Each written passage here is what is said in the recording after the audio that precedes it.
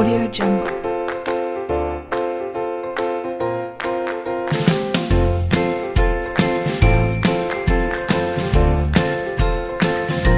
Audio Jungle. Assalamualaikum warahmatullahi wabarakatuh.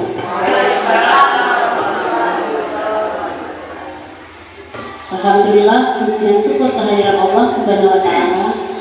Hari ini kita dapat berkumpul dalam ruangan ini dalam keadaan sehat dan bahagia dalam rangka penyebaran materi budaya positif di lingkungan sekolah yang nanti akan disampaikan oleh saudari kita Ibu Yusnida SPD. Baiklah, kita buka acara ini bersama-sama dengan bacaan basmalah. Marilah kita berdoa menurut agama dan keyakinan kita masing-masing. Kita awali doa dengan membaca Ummul Quran surah Al-Fatihah.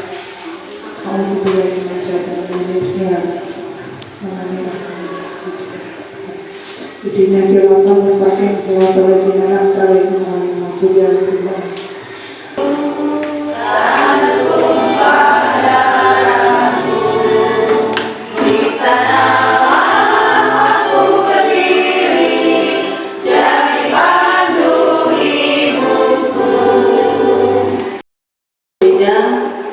Silakan untuk menyampaikan materi tersebut, memberikan materi yang positif, materi budaya positif di lingkungan sekolah yang mudah-mudahan ilmunya yang didapatkan hari ini benar-benar bisa dilaksanakan, benar-benar bisa dihayati oleh Dewan Guru semuanya.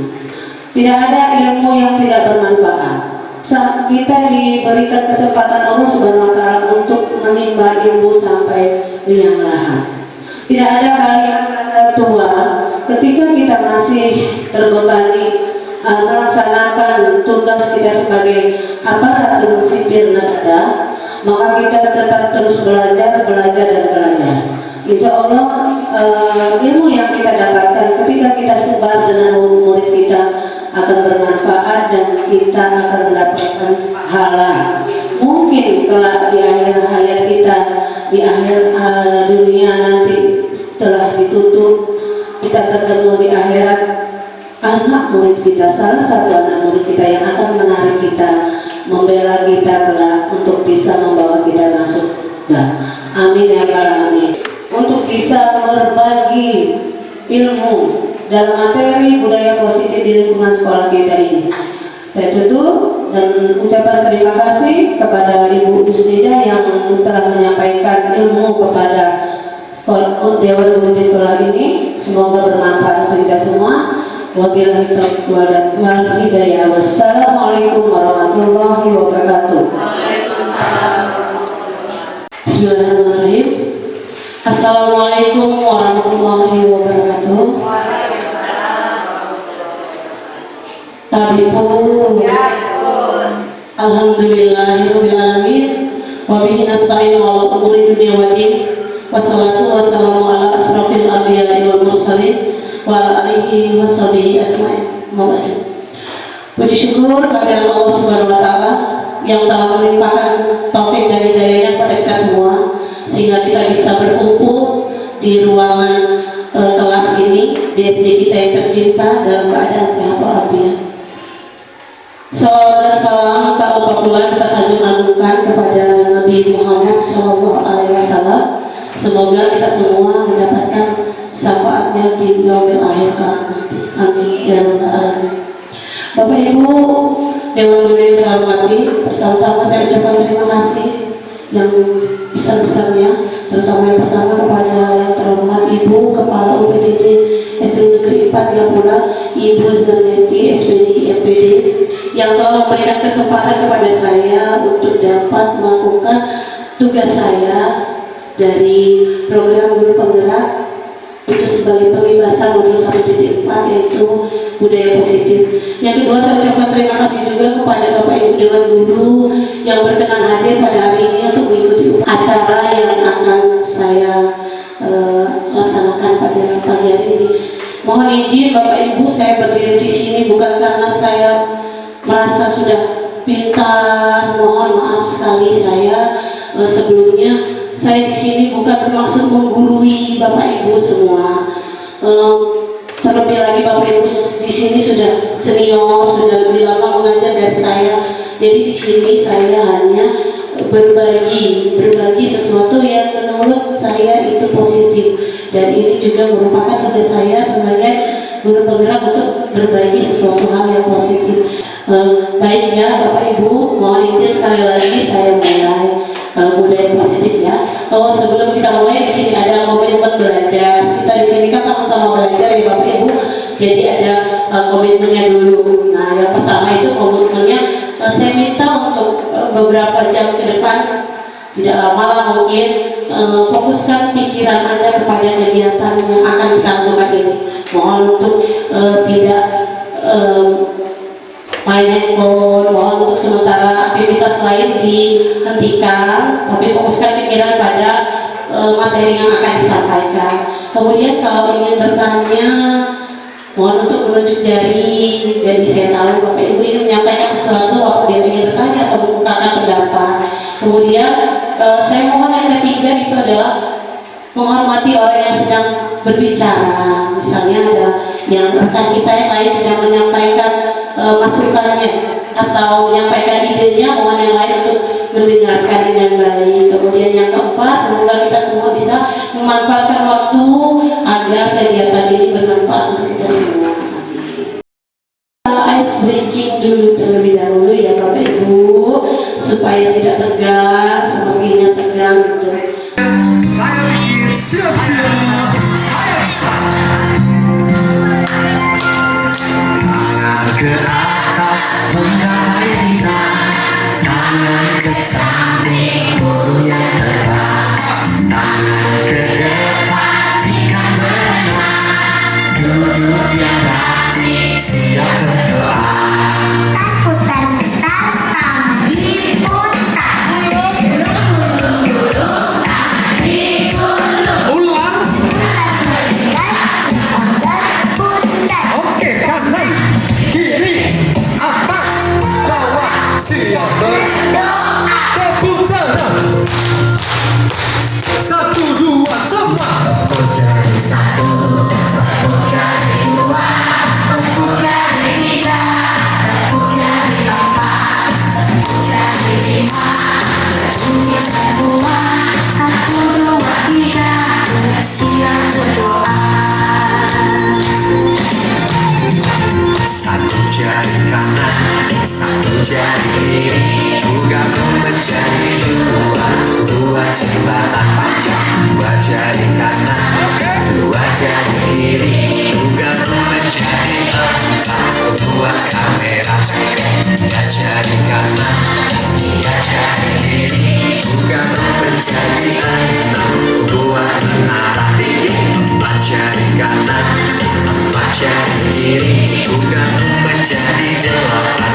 Dua telinga becek, lima jari kanan, lima jari kiri, gabung menjadi 10. Siap berdoa.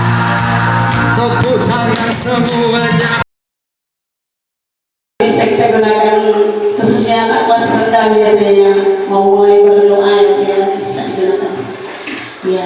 Sekarang yang menjadi fokus pembicaraan kita pada hari ini adalah budaya positif. Budaya positif di lingkungan sekolah. Pasti terlintas di dalam benak Bapak Ibu semua apa itu budaya positif. Ya. Budaya positif itu adalah nilai-nilai, keyakinan-keyakinan, kebiasaan-kebiasaan di sekolah yang berpihak pada murid sehingga bisa merangsang murid itu untuk tumbuh kembang menjadi pribadi yang kritis, penuh hormat, penuh tanggung jawab. Nah, ada 3 pertanyaan. Ini pertanyaan yang pertama.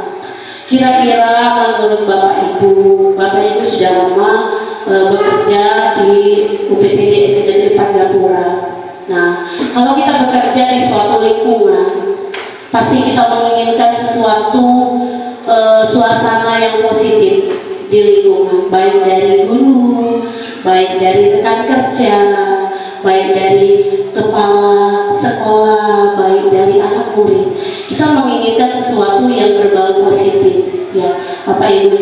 Menurut Bapak Ibu nih, apa sih pentingnya menciptakan budaya positif di lingkungan sekolah kita? Mengapa kira-kira budaya positif itu sangat penting untuk kita?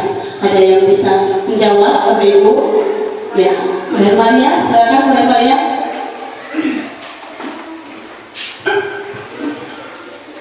Menurut saya sangat penting karena jika suasana di lingkungan sekolah sudah positif, maka siswa juga akan terpengaruh menjadi belajar yang positif. Dan motivasi belajar siswa adalah salah satu upaya untuk mencapai tujuan. Lingkungan positif tentu saja bisa meningkatkan konsentrasi dalam belajar sehingga pelajaran menjadi lebih efektif dan efisien, sehingga hasil belajar akan optimal dan dapat berjalan lancar. Begitu saja menurut saya, Bu. Terima kasih. Dari Ibu Hermalia, betul sekali ya apa yang dikatakan dengan Ibu Hermalia. Jadi seperti ini gambarannya Bapak Ibu. Jika kita sudah menciptakan sesuatu yang positif di lingkungan kerja kita, misalnya nih anak-anak mau sekolah, saya kangen nih mau di sekolah mau ketemu ibu guru datangnya pagi setiap hari menyambut saya misalnya, kemudian ramah sayang kepada saya gitu, otomatis anak itu akan merasa nyaman untuk sekolah. Saya merasa senang sekolah, bertemu rekan-rekan, bertemu teman-teman, misalnya anak akan merasa seperti itu. Kemudian kalau anak sudah termotivasi untuk sekolah, pasti ada motivasi dari dalam dirinya untuk giat belajar, ya kan? Giat belajar, nanti setelah dia giat belajar, otomatis tujuan pendidikan yang kita cita-citakan itu pasti akan tercapai. Kemudian ada pertanyaan yang kedua, bagaimana cara Anda agar dapat menciptakan suasana positif di lingkungan sekolah? Kira-kira ada yang mau jawab ya? Caranya untuk menciptakan suasana positif di lingkungan sekolah, ada yang mau jawab? Ini si Victoria.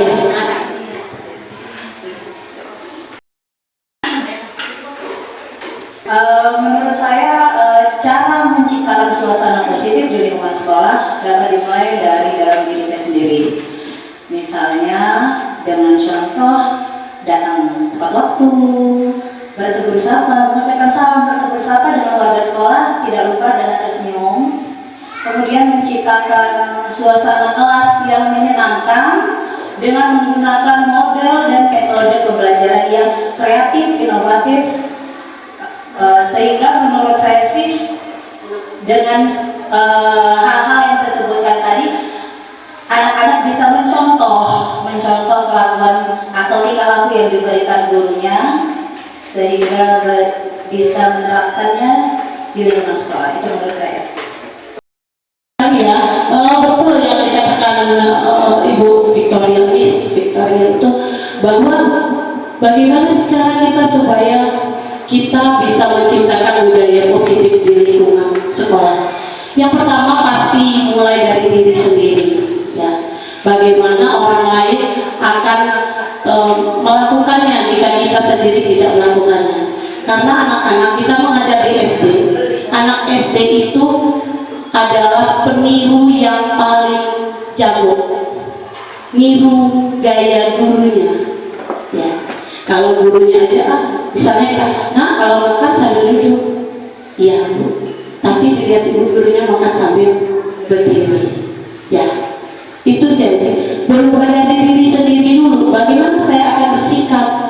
Anak-anak pasti akan mencontoh saya gitu. Bagaimana suasana positif di lingkungan sekolah bisa terlaksana kalau kita sendiri tidak melaksanakannya, ya.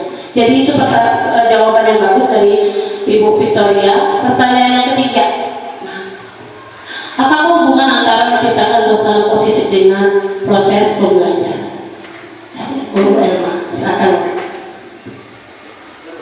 Baiklah, hubungan antara menciptakan suasana yang positif dengan proses pembelajaran, dengan adanya suasana positif di sekolah, bisa menciptakan anak-anak merasa aman dan nyaman di sekolah. sehingga proses pembelajaran bisa berjalan dengan lancar.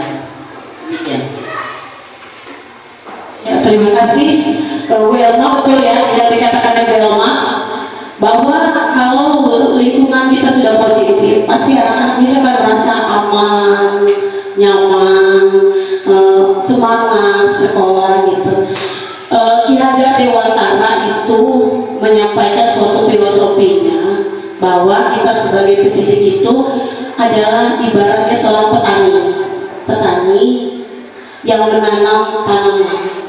Kita tidak bisa memaksa tanaman kita subur, ya, tapi kita bisa menggiringnya atau menuntunnya supaya tanaman kita subur. Dengan cara apa? Dengan cara kita beri pupuk, kita siram setiap hari, kita basmi hamanya. Banyak hal yang bisa petani lakukan untuk supaya menuntun tanamannya menjadi subur. Begitu juga tugas kita sebagai pendidik. Kita nggak bisa menuntut. Zaman dulu kita berpikirnya menuntut anak. Ini anak harus tahu matematika. Salah, kurang tepat, ya Bu ya.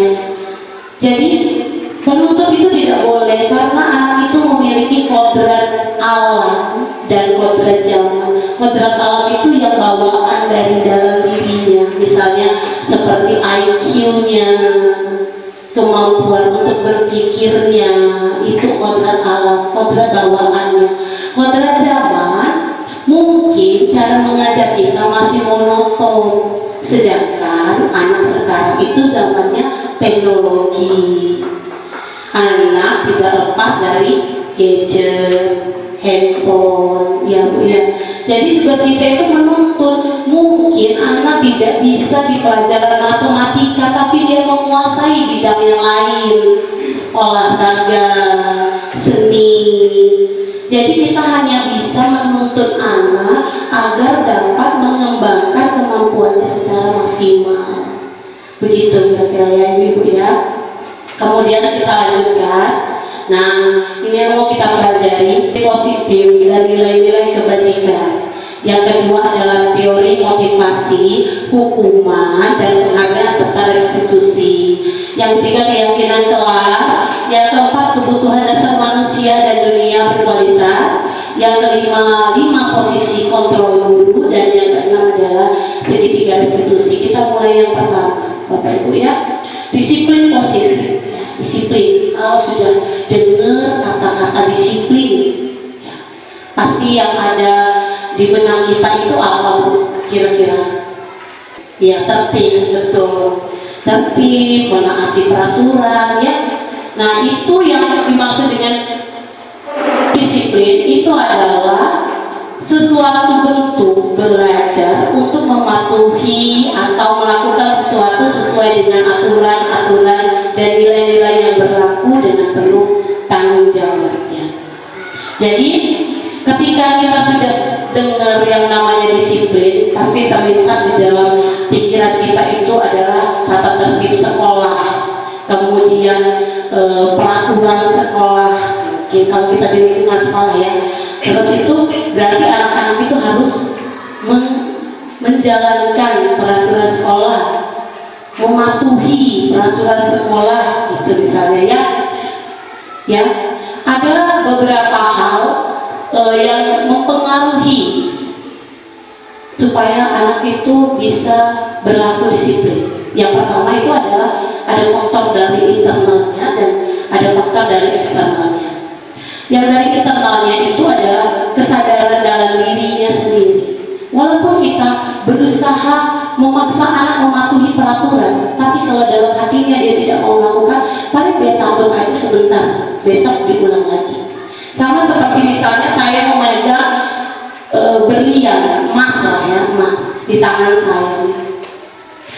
Ibu meminta saya supaya saya membuka tangan saya dan menyerahkan berlian ini pada ibu. Ibu hukum, nah, itu sudah berbagai macam cara. Atau nanti ibu ganti dengan yang bagus, nah misalnya. Tapi kalau saya sendiri nggak mau membukanya, Bu, walaupun ibu sudah maksa saya, walaupun ibu sudah berusaha menggantinya, mengiming-iming saya dengan sesuatu yang lebih berharga, kalau saya nggak mau bukanya, saya nggak mau. Ya, Bu ya. Jadi seorang anak itu akan disiplin kalau ada dari dalam hatinya sendiri, jadi kesadaran dari dirinya. Kemudian yang kedua, motivasi. Nah, motivasi ini muncul jika dia meniru orang lain atau dia melihat lingkungan sekitarnya gitu. Dia melihat gurunya, oh guru saya aja datangnya tepat waktu, mau loh saya gitu misalnya.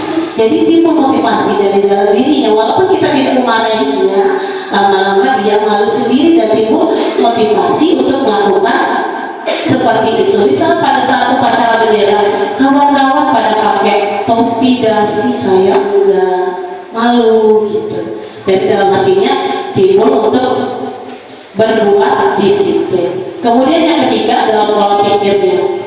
Anak itu akan melakukan sesuatu kalau dia sudah berpikir bahwa itu benar. Itu. Jadi kalau kita maksa, kalau menurut dia belum menemukan kalau itu kebenaran, mereka tidak akan melakukannya. Ada juga faktor eksternal, itu hampir mirip sih. Yang pertama itu ada contoh teladan dari guru yang menjadi contoh tadi. Kemudian yang kedua nasihat, misalnya gurunya sambil belajar itu sambil menyelipkan nasihat-nasihat, karena kita budayakan disiplin. Kalau waktunya tidur jangan main handphone, jadi malamnya tidurnya nggak kemalaman dan paginya bangunnya nggak kesiangan gitu. Kita selipkan seperti itu. Kemudian kita yang ketiga adakan latihan, misalnya hari ini aku mau lihat kalian disiplin di rumah, ayo misalnya videokan, atau besok ceritakan sama ibu disiplinnya seperti apa. Nanti dia cerita, Bu saya bangun jam 6 misalnya, kalau yang masih kecil, atau yang sudah dewasa, Bu saya tadi sholat subuh, habis sholat subuh saya disiplin, saya membantu ibu saya membersihkan tempat tidur, kemudian saya membantu ibu mencuci piring, atau misalnya itu bisa dia ceritakan. Itu kita bisa berikan mereka latihan-latihan kecil untuk melatih mereka untuk disiplin ya. Kita beralih ke nilai-nilai kebajikan yang universal. Kita tadi sudah belajar tentang disiplin. Disiplin jika kita laksanakan itu akan mencapai suatu tujuan yang mulia. Nah, tujuan yang mulia itu nantinya akan menjurus ke nilai-nilai universal. Nilai-nilai universal itu yang sekarang kita kenal dengan profil pelajar Pancasila. Ada beriman dan bertakwa kepada Tuhan Yang Maha Esa, mandiri, bernalar kritis, berkebinekaan global, gotong royong dan kreatif. Itu semua berawal dari disiplin dulu. Nah, itu udah mau di akhir. Kalau yang profil pelajar Pancasila itu tujuan utama kita dalam menerapkan disiplin ya, Bapak Ibu. Jadi kalau kita sudah menanamkan sikap disiplin dalam hati anak, jadi anak termotivasi tanpa adanya beban mereka melaksanakannya, maka nilai-nilai kebajikan itu akan muncul dengan sendirinya ya. Jadi kita mau minta anak itu beriman, bertakwa kepada Tuhan Yang Maha Esa. Caranya bagaimana? Tanamkan dalam diri mereka bahwa mereka harus disiplin dalam beribadah. Ya, jadi kalau di dalam hati mereka sudah ada nilai keyakinan, oh dengan disiplin beribadah saya bisa meningkatkan keimanan dan ketakwaan saya kepada Allah. Itu salah satunya. Misalnya dengan mandiri, melaksanakan tugas sendiri, misalnya kita latih mereka disiplin untuk tepat waktu dalam melaksanakan sesuatu. Nah, itu bisa melatih mereka untuk memunculkan nilai keyakinan yang berupa nilai mandiri. Begitu juga dengan bernalar kritis, berkebinekaan global, bergotong royong dan kreatif. Kalau berkebinekaan global itu kita itu kan hidup bersuku bangsa ya. Di dalam kelas itu ada yang suku Jawa, suku Lampung, ada yang misalnya Sunda, terus ada juga mungkin padang, mungkin ya. Nah, di dalam kita menerapkan budaya positif itu, disiplin itu jangan hanya misalnya, nah jangan kawanan cuma dengan Lampung aja, tentang dia orang Jawa, jangan kawanan, jangan dia orang Jawa gitu, jangan. Tapi kita harus saling menghormati, sukunya kita hormati, agamanya kita hormati, mungkin ada kebiasaan-kebiasaan mereka juga harus kita hormati, kita tanamkan kepada anak-anak kita. Salah satu caranya bisa misalnya kita dalam membagi kelompok. Ini anak-anak biasanya kalau anak yang besar ya, yang kelas atas itu sudah main geng-gengan ya. Nah, ini kelompok saya ini yang oke, yang cantik-cantik gitu. Nah, bagaimana caranya kita berusaha membaurkan anak, kita rubah kelompoknya, jangan itu aja ya anak ya. Ya kita adakan games, misalnya games apa nih, kacang-kacang panjang, siapa yang kena panjang dia yang satu kelompok misal, atau berhitung 1, 2, 3, 4 ya, siapa yang masuk kelompok 1, siapa yang masuk kelompok 2, 3, 4. Dengan cara begitu mereka akan berbaur antara satu sama lain. Motivasi, hukuman, penghargaan, dan restitusi ya.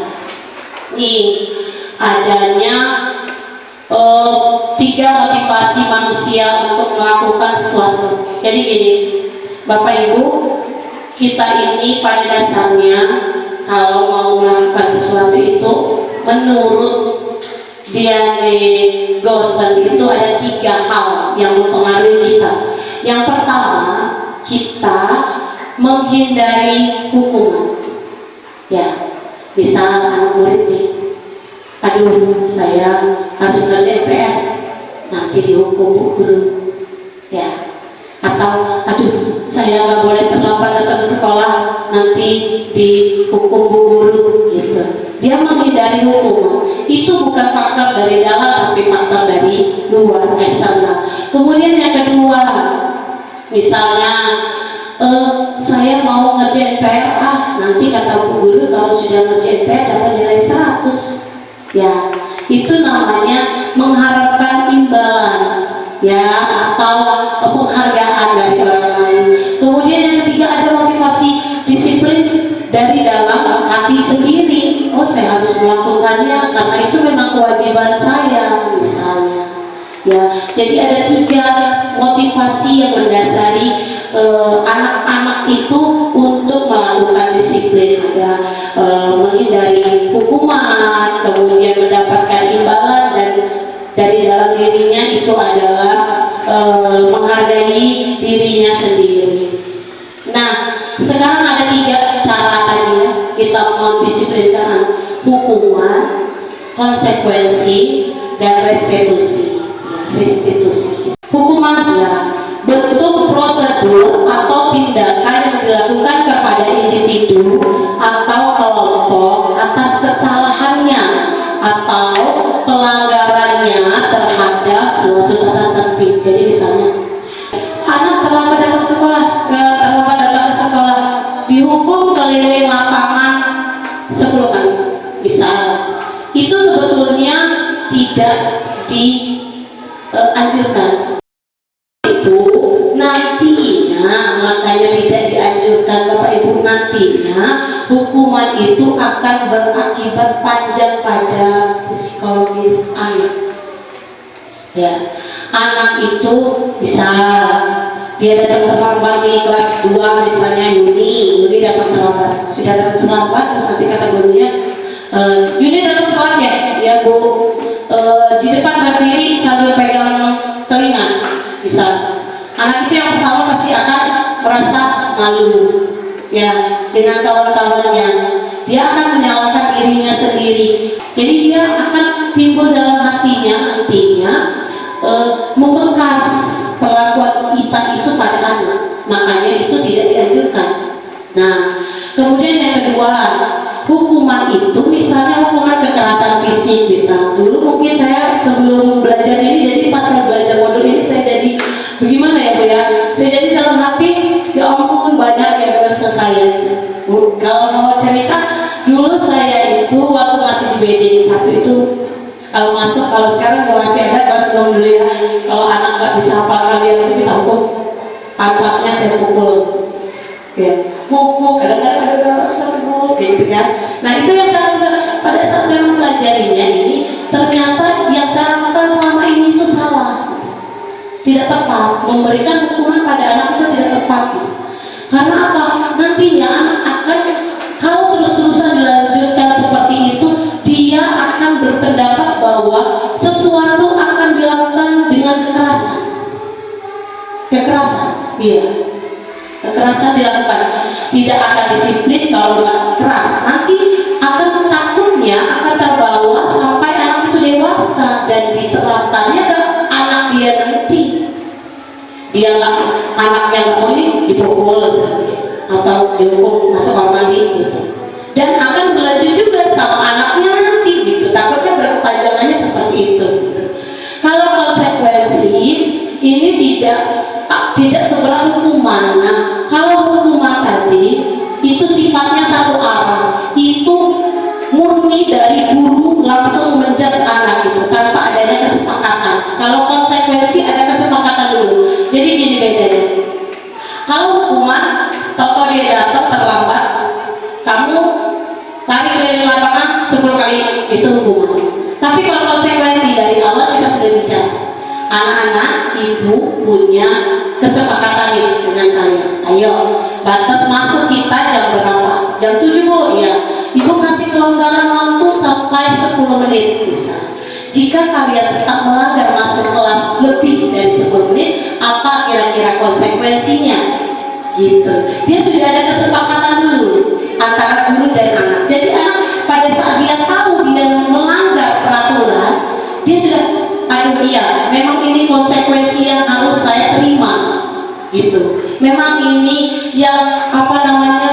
Ya, memang inilah yang harus saya lakukan sebagai bentuk ketidakdisiplinan saya. Gitu. Karena itu kesepakatan saya dengan guru saya gitu. Nah, ini ada sebuah kasus ya. IPA itu kurang menguasai materi pelajaran matematika. Sehingga pada saat materi pelajaran berlangsung, IPA itu banyak diam, terus menggambar, ya. Terus pada saat guru matematikanya itu yang namanya Pak Seno menanyakan pendapat IPA-nya jadi gugup. Nah, sudah gugup, dia nggak sengaja jatuhin tasnya dari kursi.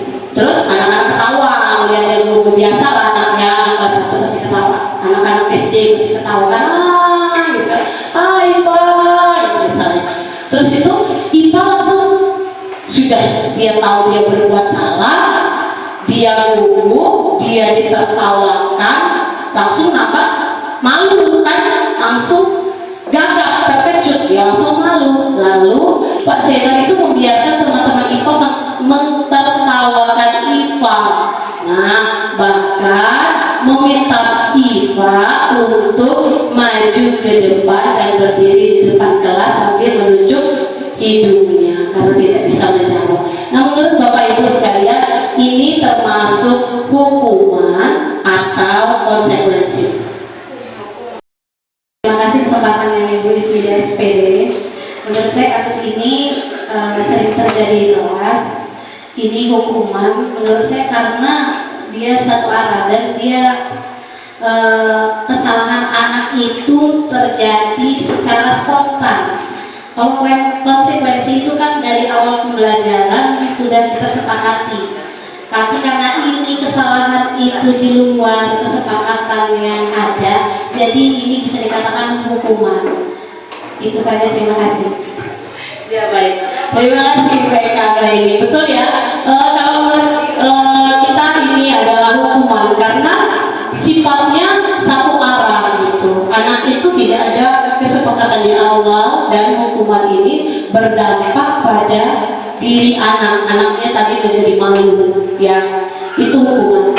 Nah sekarang lagi nih ada perbedaan hukuman sama konsekuensi. Sekarang kita lihat kira-kira menurut Bapak Ibu ini hukuman atau konsekuensi, Pak? Yang pertama nih, mencatat 100 kali dalam kalimat saya tidak akan terlambat lagi nyatet di buku, ya karena dia telah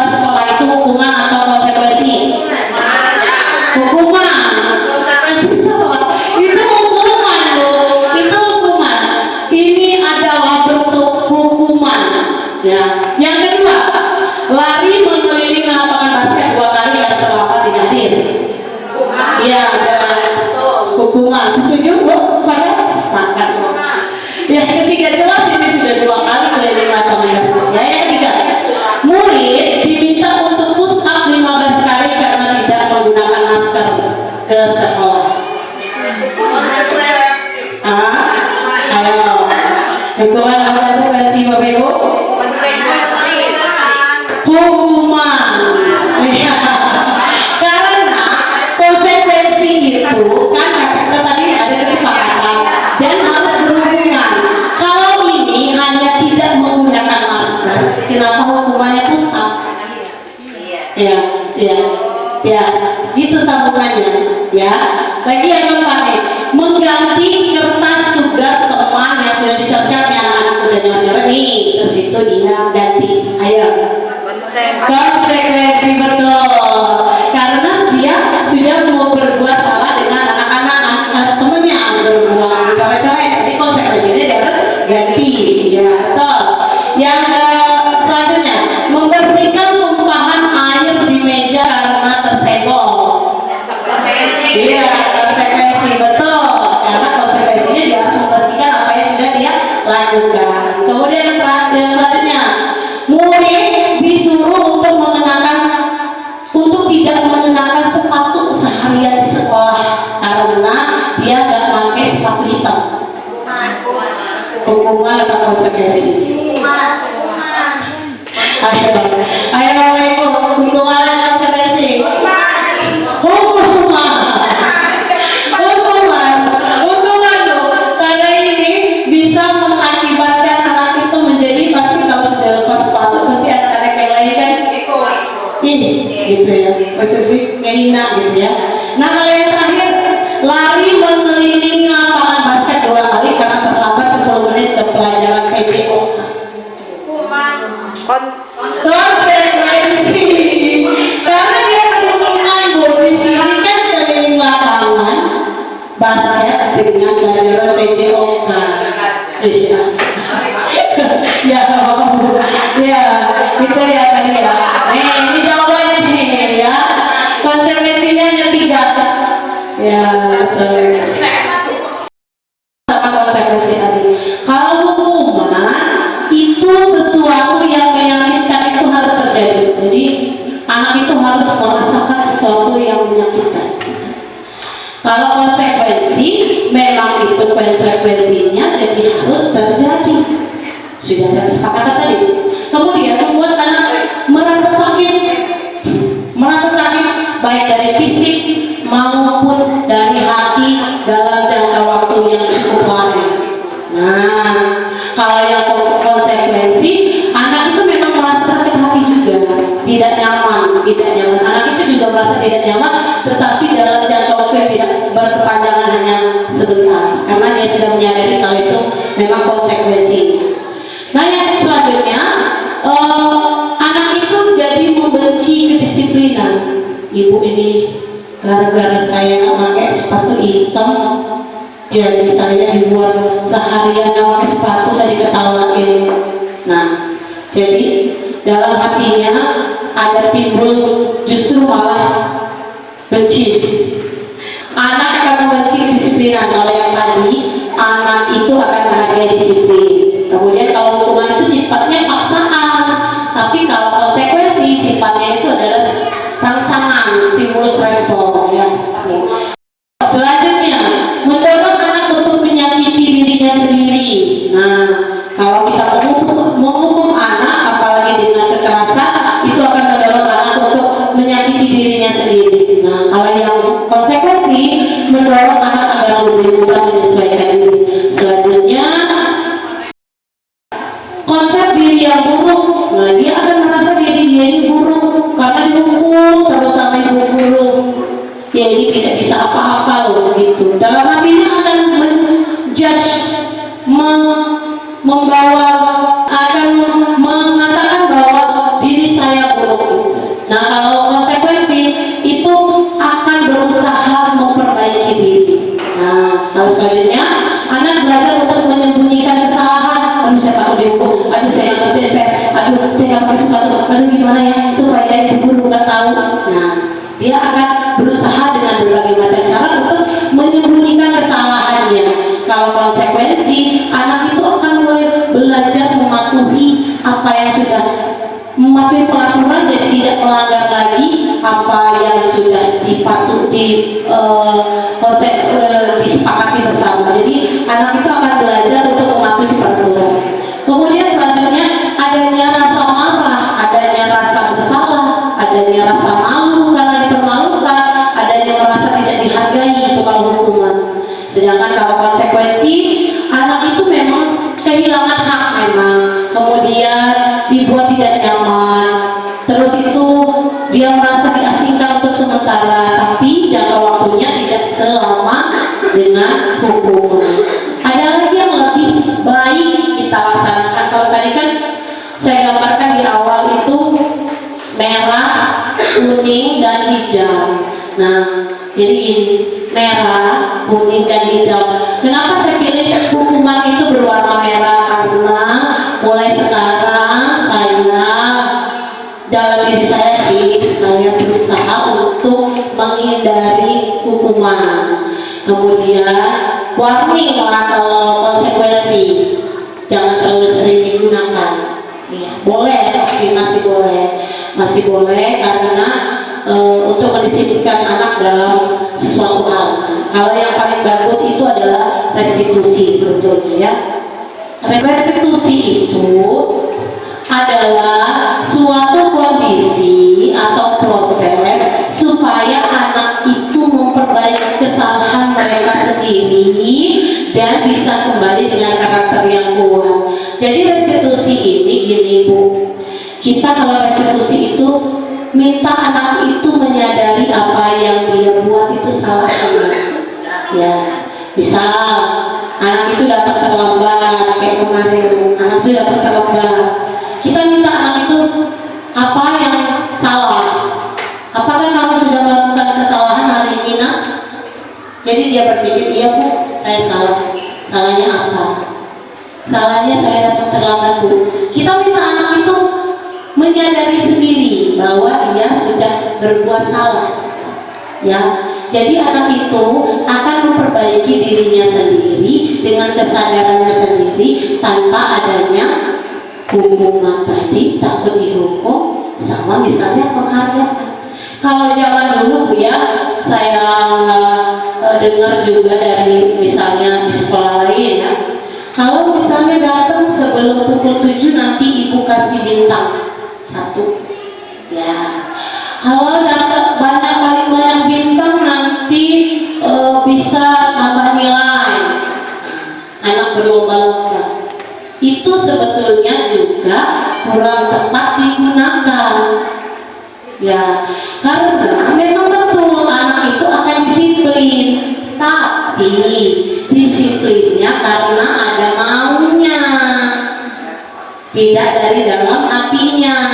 Nah, Pak, saya mau datang pagi-pagi jam 6:30 saya sudah datang, biar nanti dapat bintang dari Bu Guru. Kalau Bu Gurunya nggak ngasih bintang, kira-kira positif 100% yakin nggak anak itu bakalan datang pagi? Enggak, ya kan? Nggak yakin gitu. Karena motivasi intrinsiknya dari dalam hatinya itu karena adanya mau ada penghargaan. Tuh ya. Jadi restitusi itu kita berusaha menyadarkan anak bahwa anak itu sudah berbuat salah. Apa yang kamu lakukan itu salah nggak menurut kamu nak? Kalau salah, kira-kira sebaiknya kamu ngapain? Janji dalam hati, kalau itu kamu maksa tapi dalam hati.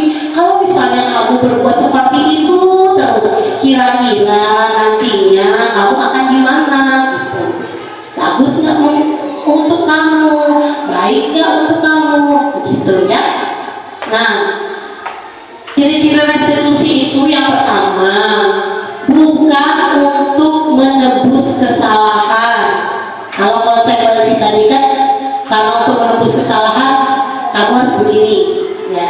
Kalau restitusi itu lebih bagus lagi, jadi dia nggak untuk menebus kesalahan tapi belajar dari kesalahan. Kesalahannya apa? Oh, berarti kamu hari ini sudah berbuat salah. Apa yang kamu pelajari dari hari ini?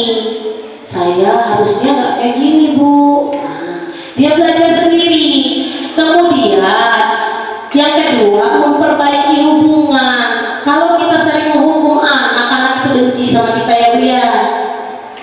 Jadi kalau kita kayak gini, kita gak hukum mereka, kita hubungan kita dengan mereka baik gitu. Mereka jadi sayang sama kita gitu. Kemudian yang ketiga, restitusi ini suatu tawaran, bukan paksaan. Jadi misalnya gini, nah kamu terlambat terus loh. Jadi menurut kamu salah nggak terlambat itu? Salah Bu. Nah, sekarang bagaimana caranya supaya kamu itu tidak terlambat? Kita tawarkan pada anak, kita nggak maksa anak. Jadi ibu nggak mau tahu, pokoknya besok kamu boleh terlambat lagi. Itu yang diminta dari restitusi ini. Jadi restitusi ini memang betul-betul sebetulnya paling baik, tapi terkadang memang bukan untuk diri saya sendiri juga masih apa namanya, masih payah untuk melakukan restitusi ini, karena kan namanya kita manusia yang dia ulang lagi kesalahan anak itu, begini lagi anak itu, gimana gak kita hukum sekali-sekali kan? Misalnya anak itu lari-lari di kelas, kita sudah bilang, nah jangan lari, nanti yenggol kawannya jatuh, atau nanti kamu jatuh luka, masih seperti itu. Misalnya masih seperti itu. Ada kadang kita juga kan manusia biasa, kita ceplosin, nanti ibu hukum, iya Bu ya, atau nanti kamu ibu marah, atau nanti ibu stres di luar, nanti ibu gak boleh belajar. Kita masih seperti itu memang gitu, masih belajar. Restitusi ini ibaratnya sudah sempurna lah ya, untuk guru yang mungkin tingkat kesabarannya sudah diambang di atas ya. Kemudian yang selanjutnya, restitusi itu menuntut untuk melihat ke dalam diri. Jadi menuntut apa sih kelemahan saya, apa sih kesalahan saya gitu. Jadi kita berusaha menggali, meresapi, biar anak itu meresapi apa kesalahannya. Kemudian selanjutnya, restitusi itu mencari kebutuhan dasar yang mendasari tingkat anak. Kenapa anak melakukan hal itu? Pasti ada dasarnya. Anak lari-larian di dalam kelas, kenapa anak melakukan hal itu? Terus kita perhatikan, anak ini kok kerjaannya ganggu terus ya. Pasti ada motivasi dalam dirinya untuk melakukan hal itu. Apakah dia butuh perhatian dari gurunya? Apakah dia butuh perhatian dari kawan-kawannya? Mungkin dia di rumah ditinggal ibunya merantau, tinggal sama nenek misal. Nah jadi dia tuh butuh perhatian misalnya. Nah kita itu harus cari tahu apa yang memotivasi dia untuk kenapa dia melakukan ketidakdisiplinan itu. Ya kita cari tahu dulu. Oh ini anak ini cari perhatian ya anak ini. Oh ini anak ini mau duduk dekat gurunya, jadi kita deketin duduknya dekat guru. Kalau duduk dekat guru dia nggak akan ganggu misalnya. Oh anak ini ganggu karena disuruh mau disuruh maju, kita panggil anak itu maju di depan. Nah kamu aja yang ngerjain. Atau kadang dia suka nggak mau ngerjain PR. Oh kenapa dia nggak mau ngerjain PR? Ada rasa malas. Bagaimana kita caranya supaya menghilangkan rasa malas dalam diri anak gitu. Jadi kita itu harus mencari tahu kebutuhan dasar anak itu seperti apa untuk menghindari, untuk melandasi tindakan yang dilakukan.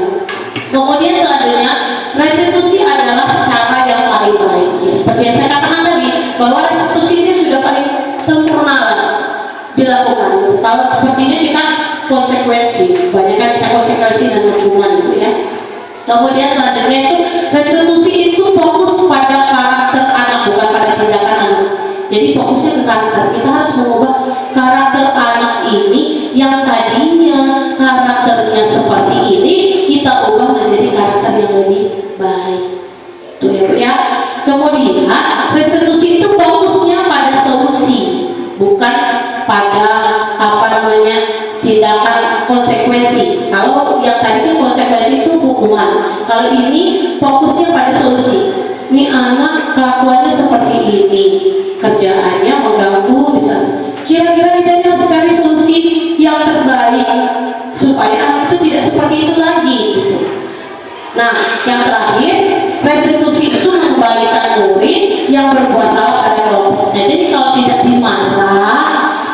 dimarah oleh gurunya, maka anak itu akan dengan PD-nya memang dia nggak ada rasa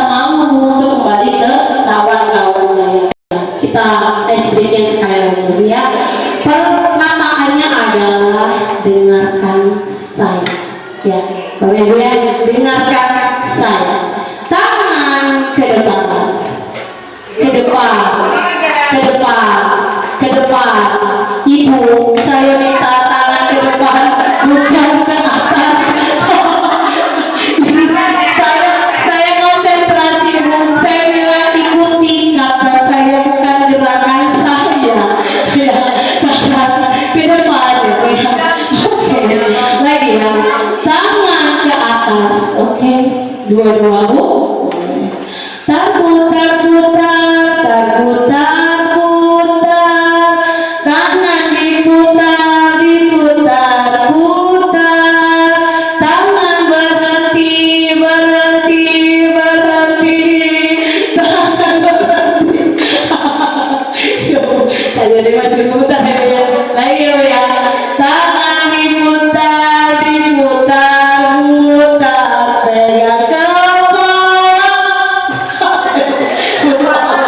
Pegang ke ini bunda aku mau ibu kurang konsentrasi ibu pegang bunda iya lagi ya sekali lagi ya tangan diputar diputar putar diputar ke samping samping samping ke samping samping mana samping Bu kenapa masih ke atas Bu kenapa nggak di samping Bu. Oke, terakhir tangan diputar, pegang kaki. Ibu merasa bingung. Oke, ibu merasa bingung deh. Oke, tepuk tangan buat kita semua, terima kasih. Selanjutnya ya Bapak Ibu ya, ini ada materi selanjutnya itu adalah tentang keyakinan kelas. Mungkin Bapak Ibu sudah melakukannya, tapi mungkin selama ini kita melakukannya itu peraturan kelas ya. Dilarang membuang sampah sembarangan misalnya ya. Kemudian yang kedua misalnya dilarang keluar masuk kelas tanpa izin. Misalnya nih, selanjutnya lagi dilarang berbicara saat guru sedang menjelaskan. Nah, kalau keyakinan kelas itu adalah salah satu disiplin positif yang bisa kita terapkan dalam membangun budaya positif sekolah. Dengan adanya keyakinan kelas di setiap kelas itu diharapkan dapat mewujudkan tujuan utama kita, yaitu terwujudnya profil belajar Pancasila. Mulai sekarang kita ubah menjadi keyakinan kelas. Kita ajar anak-anak, kita minta mereka membayangkan kalau suasana kelas itu nyaman, aman, enak, apa yang harus kita lakukan. Nanti dia jawab kan, Bu, enak Bu kalau kelasnya bersih. Kelasnya bersih enak ya, berarti kita harus menjaga kebersihan ya. Kemudian yang kedua, apa lagi? Bu, enak Bu kalau misalnya kalau ibu lagi jelasin itu enak kalau nggak ada yang ngobrol. Berarti kalau ngobrol kayak gitu menghormati. Kita tulisnya di situ menghormati atau saling menghormati. Ya, itu yang namanya peraturan dan keyakinan. Nih sekarang ada kasusnya misalnya. Mengapa ada peraturan menggunakan helm saat berkendara motor? Supaya apa misalnya? Supaya apa? Kalau kita disuruh menggunakan helm saat mengendara motor supaya kita untuk keselamatan, keamanan ya.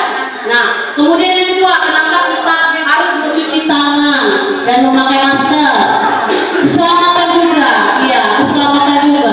Nah, gunakan helm untuk melindungi diri Anda. Ya, bahasanya dia lebih abstrak. Bahasanya dia lebih abstrak. Jadi nggak langsung menuju ke sesuatu. Terus penggunaan kata dilarang ini kalau bisa, kalau di keyakinan kelas itu dihilangkan atau ditiadakan ya. Nah, kalau kita sudah membentuk keyakinan kelas di dalam kelas, kesepakatan dengan anak itu kan keyakinan kelas itu anak yang kuat dengan guru. Jadi anak maunya apa, anak inginnya apa, itu kan dari dalam diri anak, bukan mengikat anak, tapi secara dalam diri anak mengikatnya, bukan karena dia orang oh itu sudah peraturan sekolah, bukan, tapi anak itu meyakini bahwa hal-hal tersebut memang baik dilakukan, gitu ya. Selanjutnya ya, nih, kalau peraturan itu, ya, contoh peraturan nih, selalu kembalikan buku pada tempatnya. Oh, itu kalau peraturan. Kalau dia keyakinan, satu, bertanggung jawab. Yang kedua nih, dilarang mengganggu orang lain. Kita rubah keyakinan kita dengan bahasanya menghormati orang lain. Kemudian lagi, hadir di sekolah 15 menit, misalnya sebelum pelajaran dimulai, itu peraturan. Kalau dia keyakinan kelas, berkomitmen ini yang tepatnya ya, komitmen dia. Kemudian selanjutnya dilarang melakukan kekerasan. Tuh, itu bisa keyakinan kelasnya menghormati orang lain tadi atau menjaga keselamatan. Kemudian selanjutnya dilarang menggunakan narkoba. Itu keyakinan kelasnya jagalah kesehatan, gitu kan? Tidak menggunakan narkoba. Jadi kita nggak usah menggunakan lagi kata-kata dilarang, apa gitu ya. Terus itu bergantian dan menunggu giliran, menghormati orang lain, sabar, itu keyakinannya. Jadi kita harus tanamkan ke anak itu sabar, ya. Gunakan masker tadi kesehatan dan keselamatan sama ya Bu ya. Selanjutnya ya, nih, selanjutnya ya ada 5 tadi yang sudah saya jelaskan di awal ya. Ada 4 kebutuhan dasar manusia seperti yang di awal tadi. Kenapa anak itu melakukan hal itu? Terus pasti ada yang mendasarinya. Ada 4 kebutuhan dasar manusia. Yang pertama itu rasa kasih sayang dan diterima. Mungkin anak itu melakukan seperti itu karena dia pengen disayangi guru, pengen pengakuan. Kemudian ada lagi, ada penguasaan. Dia pengen terlihat dia yang hebat, dia yang berkuasa. Ada lagi senang, itu memang kesenangannya lari-lari. Mungkin dia jenis anak yang kinestetik, nggak bisa diem. Ya, kemudian kebebasan, dia nggak mau dikekang, dia memang tipenya orangnya senang main, gitu. Jadi ada 5 dasar yang harus kita pahami, bahwa ada 4 motif yang mendasari anak itu melakukan sesuatu. Bisa karena pengen disayangi, bisa karena dia pengen diakui, dia penguasaan dia. Kemudian bisa karena memang dia senang melakukan itu, dan bisa juga karena dia memang pengen bebas gitu ya, nggak mau. Nih yang selanjutnya ada 5 posisi kontrol guru ya. Kita sebagai guru itu memiliki 5 posisi. Yang pertama, posisi kita sebagai penghukum. Lihat ya Bapak Ibu ya, di sini ada bacanya identitas gagal. Jadi kemungkinan besar kalau kita menerapkan kita sebagai penghukum itu akan gagal gitu. Ya, walaupun terlihatnya anak kita disiplin, tapi sebetulnya kita sudah gagal. Kemudian yang kedua, membuat orang merasa bersalah. Jadi gini, kamu nggak ngerjain PR kan ya? Iya Bu, saya nggak ngerjain PR. Kamu ini gimana sih? Ibu kan kemarin sudah capek-capek loh nerangin kamu. Ibu sudah keluar keringat Ibu nak, jelasin dari kemarin. Kok kamu nggak bisa? Kok kamu nggak ngerjain PR sih nak? Nah, itu kan anak kita jadi, aduh saya salah. Saya membuat ibu guru saya merasa, dia secara tidak langsung membuat anak itu merasa bersalah telah melakukan sesuatu. Itu posisi kontrol guru yang kedua. Yang ketiga sebagai teman. Nih kalau sama anak-anak biasanya sebagai teman. Nah kemarin ngerjain nggak? Iya Bu, saya lupa. Aduh kok kayak gitu sih nak? Gitu dia kayak seolah kayak teman dia. Kalau nggak ngerjain PR gimana mau pintar? Mau cita-citanya mau jadi dokter. Kalau mau jadi dokter harus apa? Harus rajin belajar kan? Nah, kalau rajin belajar gimana? Nanti kalau nggak bisa baca ya gimana mau jadi dokter dong? Gitu. Kita posisikan diri kita sebagai teman. Kemudian kita sebagai pemantau. Nah, kalau sebagai pemantau itu lebih ya. Kalau sebagai pengantar kita lebih tegas. Jadi misalnya gini, nih anak, kamu nggak ngerjain PR ya nak ya? Iya. Coba peraturan kemarin kita apa? Kalau nggak ngerjain PR, jadi gimana peraturannya, konsekuensinya? Nah itu sebagai pengantar. Nah yang sebaiknya, yang idealnya kita lakukan itu adalah sebagai manajer. Tahu manajer?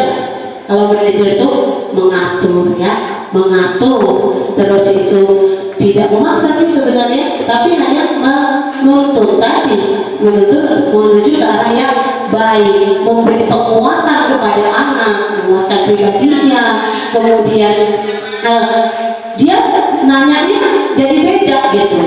Jadi gini, sama seperti restitusi tadi, kamu nggak ngerjain PR ya nak ya? Iya bu, saya nggak ngerjain PR bu. Terus itu kalau nggak ngerjain PR menurut kamu bagus nggak? Enggak bu, salah bu. Nah kalau salah berarti nanti kedepannya harus gimana? Harus ini bu saya. Nah jadi dia berusaha meminta anak itu untuk menggali apa sih dalam diri dia gitu, tidak memaksa tapi hanya berusaha mengeluarkan potensi anak dengan cara mengajukan pertanyaan gitu. Jadi dia mengevaluasi anaknya dengan cara mengajukan beberapa pertanyaan agar anak itu lebih memperbaiki diri ya Bu ya. Dan yang ini adalah segitiga restitusi tadi yang sudah kita bahas di awal. Hanya di sini segitiga restitusi itu ada 3 tindakannya. Yang pertama, menstabilkan identitas. Jadi kalau anak berbuat salah itu, kalau menurut segitiga restitusi, anak itu kalau sudah berbuat salah, gurunya itu harus stabilin dulu anaknya gitu. Jangan sampai anak itu ngerasa dirinya, oh saya sudah bersalah loh, saya sudah bersalah, berbuat salah, jadi memang ini nanti ibu guru menghukum, dia sudah ketakutan duluan. Nah, kita harus menstabilkan dulu. Kita tanya dulu, oh kamu berbuat salah ya nak ya? Ya berbuat salah itu sih memang manusiawi, ibu juga sering berbuat salah misalnya. Tapi kalau kita terus-terusan buat salah, bagaimana kita bisa bagus nantinya nak? Kita gituin dulu, jangan langsung kita judge anak itu, jangan langsung kita hati anak itu buat salah loh gitu. Jangan langsung kita marahin, tapi kita stabilin dulu anak itu gitu ya. Yang kedua, kita tanya dulu kenapa dia melakukannya tadi, berkaitan dengan 4 kebutuhan anak tadi. Kamu ini kenapa sih nak terlambat terus? Bu, saya ini setiap malam itu main game bu. Main game, berarti kamu udah hobinya main game ya? Sampai tidurnya malam. Iya bu, kita tanya dulu kenapa alasan dia melakukan hal itu. Dia hobinya main game. Nah kita tanya dulu, jadi kita tahu masalahnya apa, inti masalahnya apa gitu ya. Kemudian yang terakhir baru menanyakan keyakinan. Nah kamu ini terlambat terus. Nah menurut kamu keyakinan apa yang sudah kita sepakati yang kamu langgar? Iya bu, keyakinan yang kita sepakati itu tentang disiplin bu. Saya nggak disiplin, itu udah terakhir ya. Terus kita carikan solusinya pada anak itu. Solusinya seperti apa? Oh kamu tadi hobinya main game sampai larut malam, berarti boleh main game. Ibu nggak melarang main game, tapi dibatasi waktunya. Jangan sampai terlalu malam, jadi tidurnya nggak kemalaman dan bangunnya tidak kesiangan. Kira-kira seperti itu ya Bapak Ibu ya. Refleksi kegiatan kita Bu, bagaimana kita refleksi hari ini, apa sih yang sudah kita pelajari pada hari ini ya Bu ya. Saya minta perwakilan Bapak Ibu untuk menyampaikan kira-kira apa yang kita dapat pada hari ini ya Bapak Ibu. Silakan ada yang mau menyampaikan Bu. Ibu Eli Desi, silakan Ibu Eli Desi.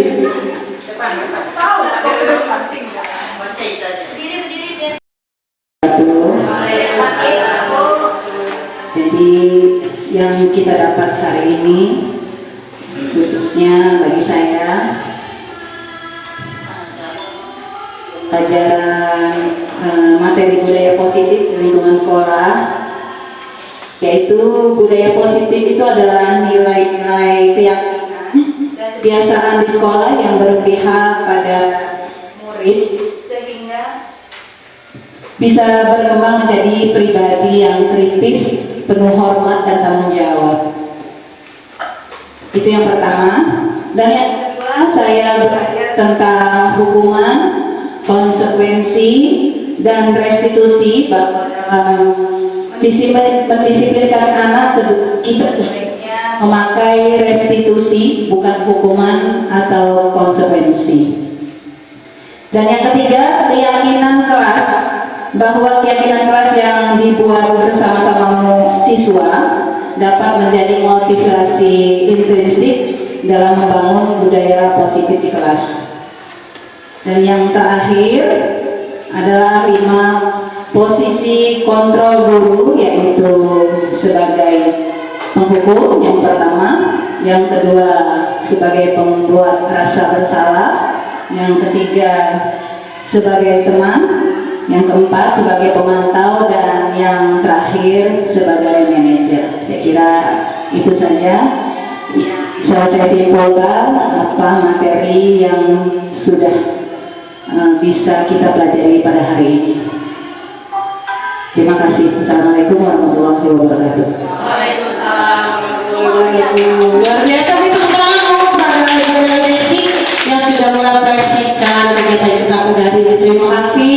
Sebelumnya saya ucapkan berarti mudah-mudahan walaupun sedikit masih ada yang nyangkut ya Bu ya.